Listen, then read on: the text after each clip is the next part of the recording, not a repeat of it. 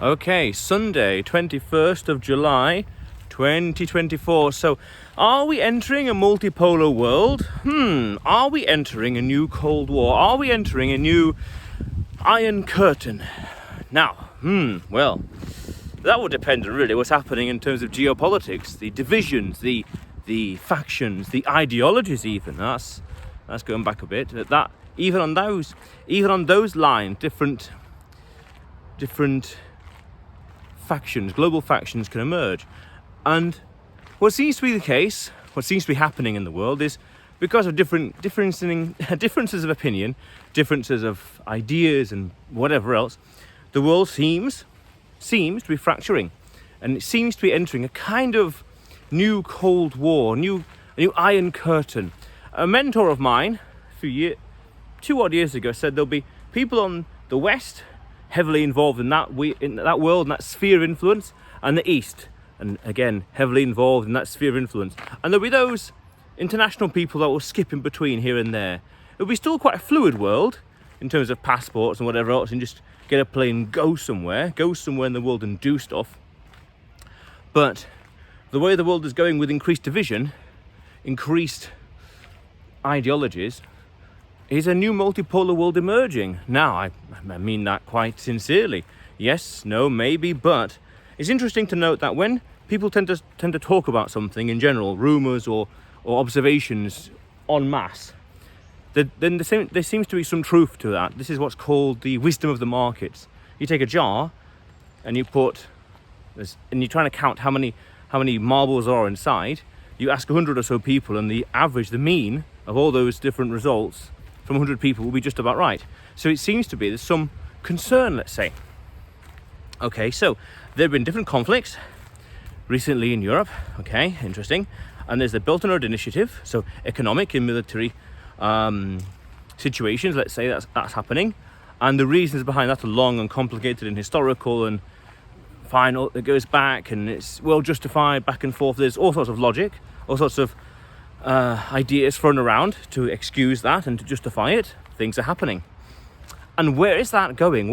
What's the trend? What's the overall pattern of these divisions? Where's it leading to? Are we seeing a more unified world? Well, again, the wisdom of crowds says, well, not necessarily, because not everyone tends to feel or think or see or perceive that's increasingly happening. So, is there a new Cold War happening? Is there a multipolar world emerging? Meaning there's no one single region, country, nation, ideology, you name it, that is the global leader in the world. Well, yes, no, maybe. Unlike a single polar world that happened from, say, 45 until, well, you could argue 2022. And that was really in its zenith, in its peak, in the 90s, after the collapse of, after perestroika, basically, after the Soviet Union ceased to exist. But that seems to be happening. You could say that there's less efforts to unify the world and to bridge gaps, and maybe, here's an interesting idea, maybe neoconservatism, neocons are full throttle, in control of things, so to speak. That idea, that concept, those strategies, those priorities are permeating the critical mass of countries, media, government, people, culture, society, you name it. I'm just throwing ideas around that. I'm just asking questions. It seems to be the case, but you tell me. You're an adult. You can come to your own conclusions. But it's interesting. It's interesting because it's self-evident. I did a video about this a day or two ago, I already can't remember, about be aware of self-evident things. If people have to take more drastic action to secure their national interests, then that's self-evident of them being at the end of their rope, at the end of their tether. If other people, nations, countries, cultures, you name it, have to take drastic action to secure, say, political freedom, cultural freedom, economic freedom, or independence, let's say, it's another word to say, then it's self-evident that because they have to take drastic action, that, again, as I said, they're at the end of their tether, meaning they have to do something, otherwise they can't continue along this path. Otherwise, you could argue they could fall off a cliff. And what does that mean? Well, they don't want that, do they, by definition? Because it means death, It means subjugation. It means pain. It means suffering. It means chaos. We don't want that. We walk away from pain. We don't want that. So if I don't want that, you can scale it up to say, well, these people here over there don't want it. These million people over here don't want it. That whole region doesn't want that. Fair enough. It's self-evident. Now, it seems to be that the way the world is going, there's a lot of division, people not seeing eye to eye for whatever reason. One interesting theory I've heard about this is that there's an increased evolutionary psychology. The concept will be something akin to runaway individualism. Too many people, the critical mass of this society, this culture, that city, you name it, are too individualistic. Genetics, basically. Okay, where the people are not seeing or having a unified culture.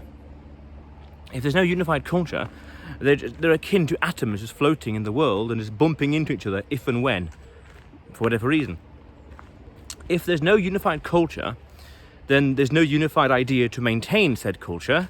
And then you could argue that if there's no sense of duty to maintain that culture that you belong to, your heart, soul or mind belongs to, your history, your ancestors belong to, and it's transitory, oh, we don't care, oh, whatever this, or maybe even the definition of said culture is too vague, it's too abstract, or not fully understood by the critical mass of people. People, in the UK would say, what is it to be British? What is British? What is Britishness?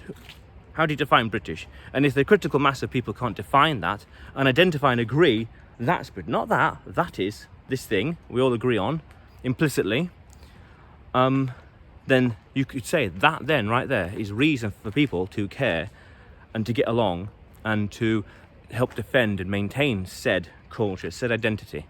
That's quite profound. That's quite profound, powerful and deep, because if we're very much atomized individuals, we're just runaway individualism, then this is the collective culture of society, you could argue, has less value and less merit in said individuals. Now, okay, interesting. Now that could literally be any person in the world, depends on how individualistic you are or how much of a duty, that's a strong word, but a duty you have to your culture, your ancestors, your society, your history. The history in this particular geographical location in the world. And if those things are lost, fractures happen. And it starts small and it gets bigger and bigger and bigger, amplifies, and that leads to no single identity, strength, culture, which we could argue leads to a multipolar world, where the groups over here are looking out for their own interests, are not interested or willing to cooperate with those over there, and vice versa, those over there and all the rest. Now, interestingly, I think, as a general idea, that globalism could have actually worked indeed if there was less agitation, if there was more give and take, if there was more compromise in the sense of, well, I want this, but you want that over there, but if in real politics, it's pragmatism. I'm willing to give up a little bit of this so you can get that, but in the end I'll get this, as opposed to approaching it very binary, where it's my way or the highway. It's either I get what I want or you don't get anything at all, or I get nothing, and it's a very zero-sum game.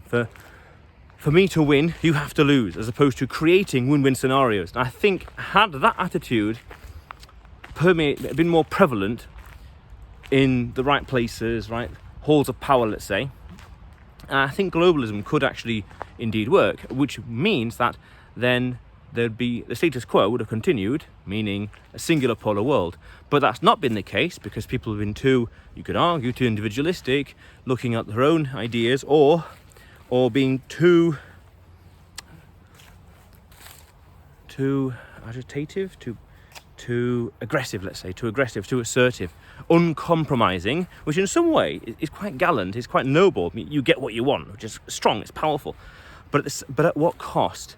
At what cost? Culturally, societally, monetarily, fiscally, you name it. At what cost? Because understand also that it's opportunity cost, really, in mathematics and business. Is if we do this or don't do this, then we can't do that over there. So if you're going to be uncompromising and assertive, again, which is strong, because that's you get results, but there's repercussions. Things are going to come back to haunt you, essentially.